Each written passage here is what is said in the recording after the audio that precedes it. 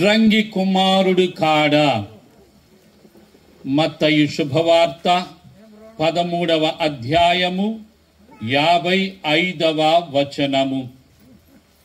పూజ్యులైన తండ్రి గారా, సోదర గురువులారా, మఠవాసులారా, ప్రియమైన దైవ ప్రజలారా, ఈరోజు మనందరికీ సంతోషదాయకమైన రోజు. పాస్కా కాలములోని 3వ ఆదివారము నాడు మీరంతా కూడా మీ ఆలయ మరియు ఈ గ్రామ పాలక పునీతులైన పునీత జోజప్ప గారి మహోత్సవాన్ని ఘనంగా కొనియాడుతూ సంతోషిస్తూ ఉన్నారు. ఈ శుభతరుణములో మన ప్రియతమ పీఠాధిపతుల తరపున ఈ దివ్య బలి పూజను సమర్పించటానికి మీ ఆహ్వానాన్ని అందుకొని ప్రేమతో విచ్చేసిన గురువులందరి తరపున, సిస్టర్ల తరపున, దైవ ప్రజలైన మీ అందరికి కూడా పునీత జోజప్ప గారి మహోత్సవ శుభాకాంక్షలు మరియు దైవాశీస్సులను అందిస్తూ ఉన్నాను. పునీత జోజప్ప గారు దేవునిచే దైవ కుమారుడైన క్రీస్తుకు సాకుడు తండ్రిగా, ఆయన తల్లి అయిన మరియమాతకు పవిత్రమైన భర్తగా ఎన్నుకోబడ్డాడు. ఈరోజు మనము కొనియాడే పునీత జోజప్ప గారి పండుగ అటు నీతిమంతుడు, విశ్వాసపూరితుడు, శ్రీసభ పాలకుడు, ఇంకా కార్మికులందరికీ కూడా పాలకుడైన పునీత జోజప్ప గారి మహోత్సవాన్ని కొనియాడుతున్నామంటే, ఈ పండుగను 1955వ సంవత్సరము మే 1వ తారీఖున అప్పటి జగద్గురువులైన 12వ భక్తినాథ పాపు గారు ఆయన ఏర్పాటు చేసి పునీత జోజప్ప గారిలో ఉన్న సుగుణాలను మీరును అలవరుచుకోండి. ముఖ్యంగా పునీత జోజప్ప గారికి తండ్రి దేవుడు అప్పగించిన బాధ్యతను ఆయన ఎంత ప్రామాణికంగా, ఎంత విధేయతతో, ప్రేమతో నిర్వహించి దేవుణ్ణి మహిమపరిచాడు. అట్లే మీరందరూ కూడా దేవుని చేత ఎన్నుకోబడిన వారు. మీ కుటుంబాలకు దేవుడు మిమ్ములను యజమానులుగా, యజమానురాళ్లుగా, భర్తగా, భార్యగా, తండ్రిగా, తల్లిగా మరియు సోదరి సోదరులుగా, కుటుంబ సభ్యులుగా, బిడ్డలుగా ఎన్నుకొన్నాడు. మన కుటుంబానికి మనము చెందిన వారమంటే అది మనము కోరుకోలేదు. మన తల్లిదండ్రులను మనము కోరుకోలేదు, మన కుటుంబ సభ్యులను మనము కోరుకోలేదు. ఈ కుటుంబములో నేను జన్మించాలి అని నేను కోరుకోలేదు. దేవుని యొక్క దివ్య చిత్తము ప్రకారము మనమంతా కూడా మన తల్లిదండ్రులకు జన్మించాము. ఇదిగో మన తల్లిదండ్రులతో, మన కుటుంబ సభ్యులతో మనము కలిసిమెలిసి జీవించాము. దేవుడు ప్రసాదించిన పవిత్రమైన ఈ యొక్క జీవితాన్ని దేవుని యొక్క దివ్య చిత్తం మేరకు జీవించటానికి అనుదినము కూడా మనము ప్రయాసపడుతూ ఉన్నాము. అందుకు చక్కని ఉదాహరణ పునీత జోజప్ప గారు. పునీత జోజప్ప గారిలో బైబిల్ గ్రంథములో, మరి ముఖ్యముగా పాత నిబంధనలో మనము కొనియాడే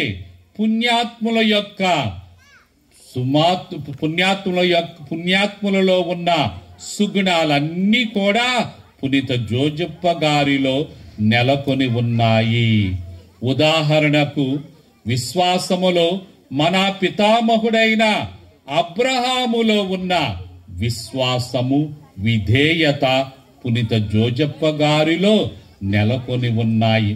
అట్లే ఆయన కుమారుడైన ఈసాకులో ఉన్న ప్రార్థనా గుణము, మరి దేవుని దర్శించే విధానము పునీత జోజప్ప గారిలో నెలకొని ఉన్నాయి. యాకోబు ఏ విధముగానైతే దేవునితో పోరాడి దేవుని యొక్క ఆశీస్సును సొంతం చేసుకున్నాడు, అట్లే పునీత జోజప్ప గారి కూడా నిరంతరము దేవుని యొక్క ప్రణాళికకు అనుగుణముగా ఆయన జీవిస్తూ దేవుని యొక్క అనుగ్రహానికి పాత్రుడు అయ్యాడు. అట్లే పూర్వవేదములో మనము కొనియాడే యోసేపులో ఉన్న ఆ యొక్క ప్రామాణికత, పవిత్రత అనే సుగుణాలు కూడా పునీత జోజప్ప గారిలో నెలకొని ఉన్నాయి. రక్షకుడు దావీదు వంశములో జన్మించాలి అని దేవుడు చిత్తగించాడు. కాబట్టే ఇదిగో దావీదు వంశానికి చెందిన పునీత జోజప్ప గారిని లోకరక్షకుడైన యేసుక్రీస్తుకు మరి సాకుడు తండ్రిగా, ఆయన తల్లి అయిన మరియమాతకు పవిత్రమైన భర్తగా దేవుడు ఎన్నుకున్నాడు. ఇదిగో నీవు దైవ కుమారుడు, నా కుమారుణ్ణి ఇలలో సాకుడు తండ్రిగా ఉండి ఆయన్ని పెంచి పెద్ద చేయాలి, దేవుని చిత్తానికి సమర్పించాలి. మరి నీ యొక్క కాపుదలకు అప్పగింపబడిన ఈ యొక్క నజరేతులోని తిరు కుటుంబాన్ని అన్ని విధాలుగా నీవు పెంచి పోషించాలి, కష్టపడి జీవనోపాధిని సంపాదించుకోవాలి అని దేవుడు చిత్తగించినప్పుడు, అట్లే దేవుని యొక్క దివ్య చిత్తాన్ని శిరస వహించి ఆయన జీవించాడు. ఇదిగో సాక్షాత్తు దైవ కుమారునికి సాకుడు తండ్రిగా నన్ను ఎన్నుకున్నారు, మరి దేవుని యొక్క తల్లికి భర్తగా నన్ను ఎన్నుకున్నారు. నేనెందుకు కష్టపడి పని చేయాలి, నేను కాలు మీద కాలేసుకొని కూర్చుంటాను, అన్ని కూడా నా చెంతకే రావాలి అని ఆయన యోచించలేదు.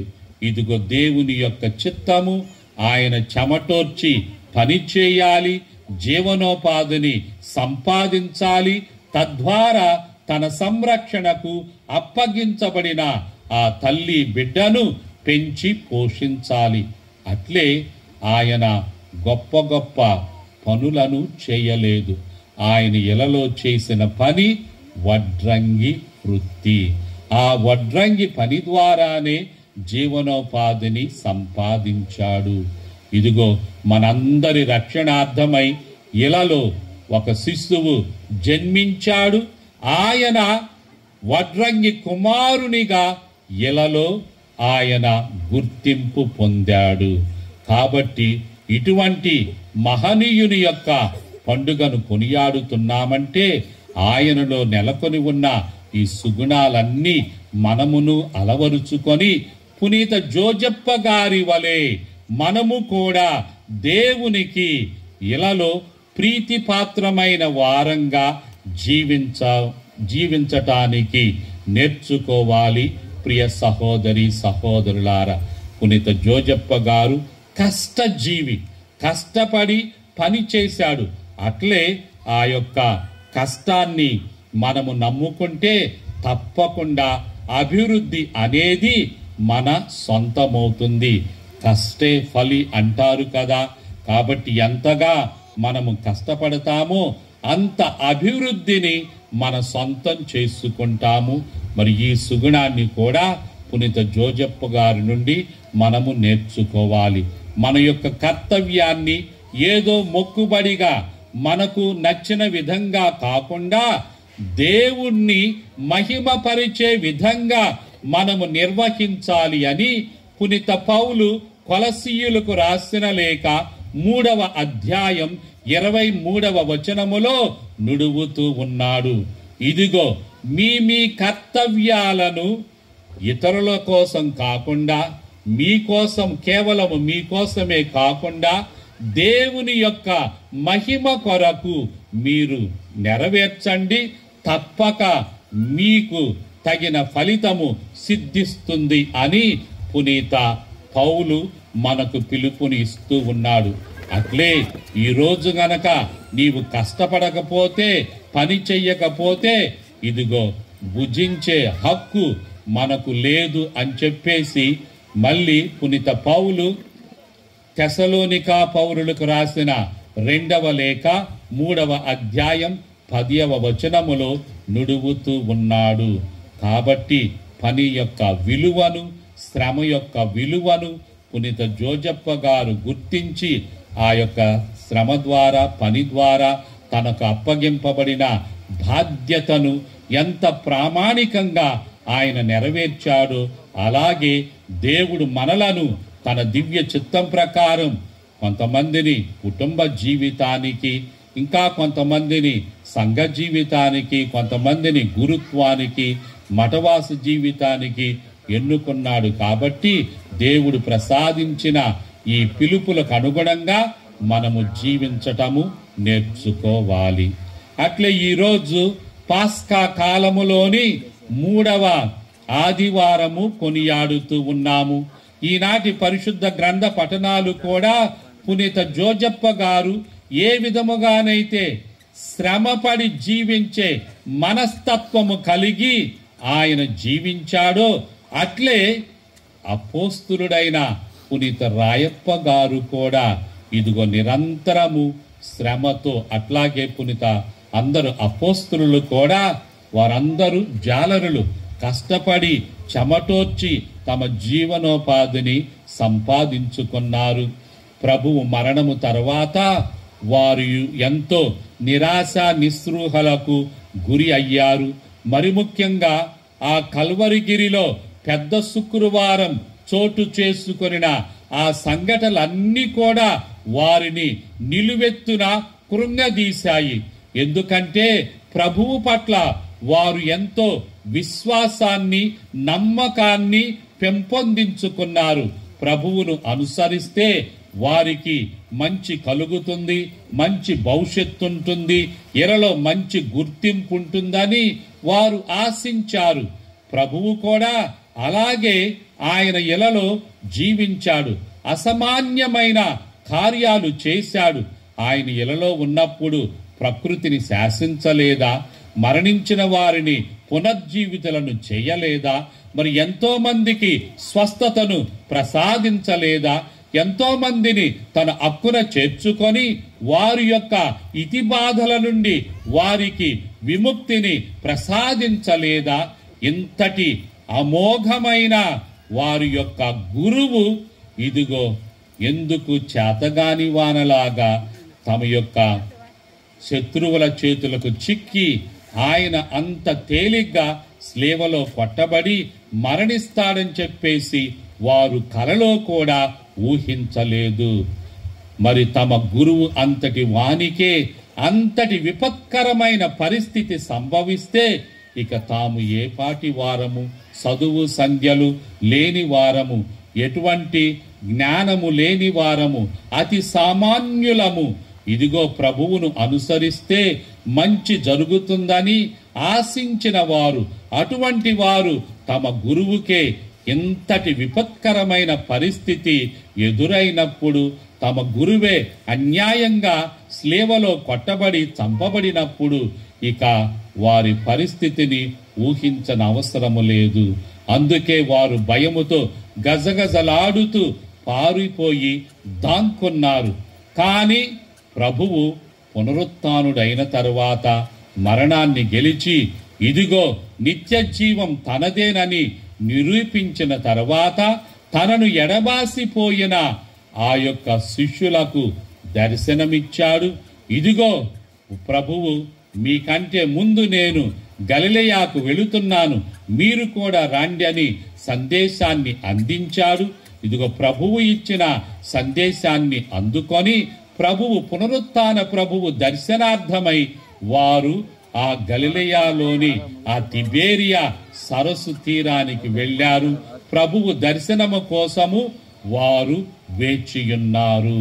పునరుత్థాన క్రీస్తు ఎప్పుడు దర్శనమిస్తాడా, ఎప్పుడు పునరుత్థాన క్రీస్తుని చూసే భాగ్యం కలుగుతుందా అని వారు ఉవ్విళ్ళూరసాగారు. కానీ పునరుత్థాన క్రీస్తు ఇంకా దర్శనము కాలేదు. ఈలోపు అపోస్తలులు మరి గోళ్ళు గిల్లుకుంటూ కాలయాపన చేయలేదు. పునీత పేతురు ఊరక కూర్చునే బదులు ఇదిగో వేటకు వెళదామని చెప్పేసి ఆయన వేటకు బయలుదేరాడు. ఆ యొక్క తిబేరియా సరస్సులో నేను వేటకు వెళుతున్నామని చెప్పినప్పుడు మిగతా అపోస్తలులు కూడా శిష్యులు కూడా ఆయనను అనుసరించారు. మనము కూడా ఇదిగో నిరాశ నిస్పృహలకు గురి అయినప్పుడు ఏమి చేతగాని వారంగా చేతులు కట్టుకొని గోళ్ళు గిల్లుకుంటూ లేదా సమయాన్ని కాలయాపన చేస్తూ ఉండకూడదు.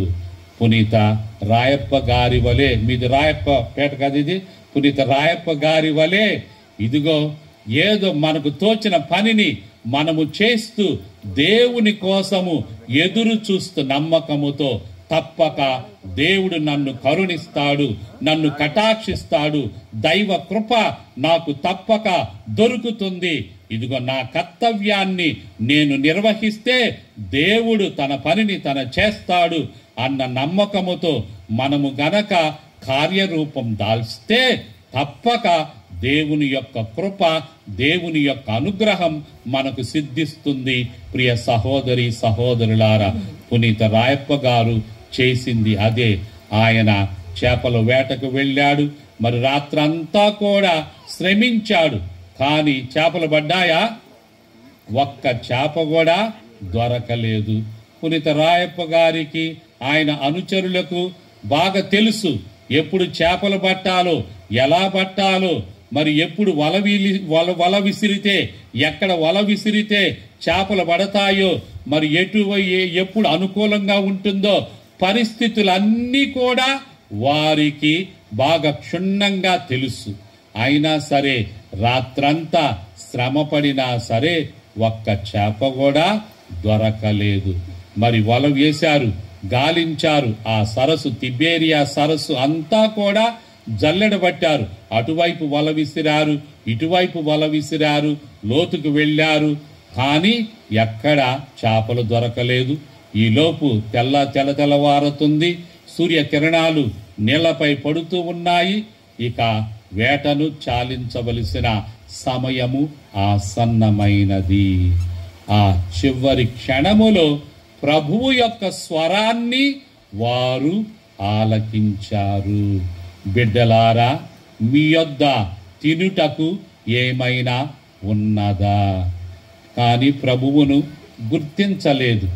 కానీ వారు మా దగ్గర ఏమీ లేదు, రాత్రంతా మేము శ్రమించాము, మా శ్రమంతా కూడా వృధా అయ్యిందని నిరాశతో వారు తమ యొక్క పరిస్థితిని ప్రభువుకు వివరించినప్పుడు, అట్లయితే ఈ పడవకు కుడివైపున వల వేయండి, మీకేదైనా దొరుకుతుంది అని ప్రభువు చెప్పాడు.